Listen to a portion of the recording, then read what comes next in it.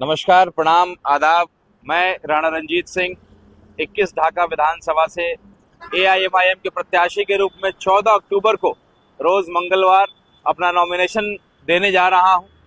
सुबह 10 बजे बजरंगबली का आशीर्वाद लेकर के करसैया हनुमान मंदिर से अपनी यात्रा की शुरुआत करूंगा और 12:30 बजे ढाका खेल मैदान में जनसभा को संबोधित करेंगे। इस बार का एक अनोखा नामांकन होने जा रहा है। इस बार के हमारे मुख्य अतिथि कौन होंगे, एक चर्चा का विषय है।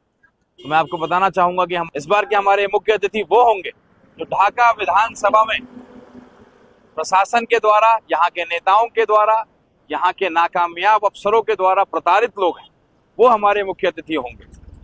चाहे वो शेख वाजुल साहब जिनकी मॉब लिंचिंग की गई लेकिन अब तक उनको न्याय नहीं मिल सका, लहन ढाका के मेरे 500 लोग जिनके ऊपर केस किया गया और उनको बेघर किया गया, रोजगार से दूर किया गया, दर दर भटकने पे मजबूर किया गया, लहन ढाका के मेरे वो 500 अज्ञात भाई मेरे मुख्य अतिथि होंगे।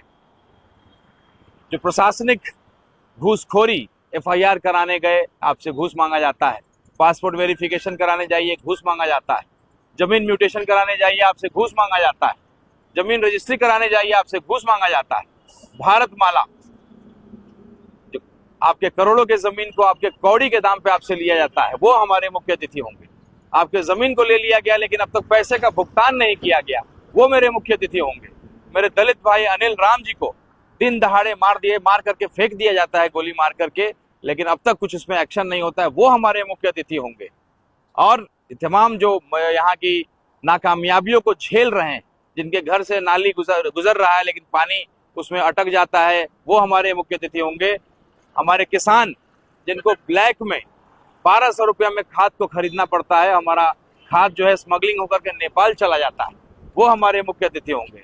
हमारे ऐसे भाई जिनकी फसल बर्बाद हो गई लेकिन उनको जो है मुआवजा नहीं मिलता है, जमीन मालिक को मुआवजा मिलता है, वो हमारे मुख्य अतिथि होंगे। तो आइए इस अनोखे नामांकन का हिस्सा बनिए और ऐसे तमाम लोग ढाका विधानसभा के जिन्होंने कहीं ना कहीं प्रताड़ना को झेला है, आप उसकी जानकारी हम तक पहुंचाइए और ऐसे भी लोगों को चिन्हित करिए जिन्होंने समाज के लिए कुछ बड़ा योगदान दिया है लेकिन उनको पहचान या सम्मान अब तक नहीं मिल पाया है। हम ऐसे लोगों को मंच पे बुला करके सम्मान भी देंगे, हम लोगों से सीखेंगे भी और ढाका में एक पॉजिटिव पॉलिटिक्स की शुरुआत करेंगे। बहुत बहुत शुक्रिया।